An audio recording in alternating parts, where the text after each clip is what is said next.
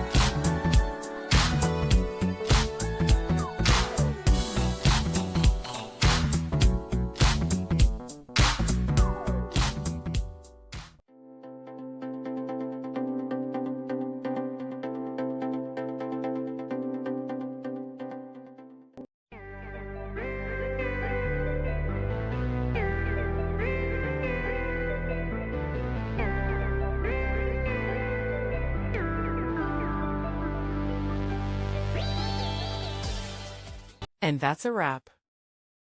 I hope you found the answer you were looking for. If you did, take a second to hit that subscribe button. It really helps out. And let me know in the comments which solution worked best for you. See you next time in the debug zone.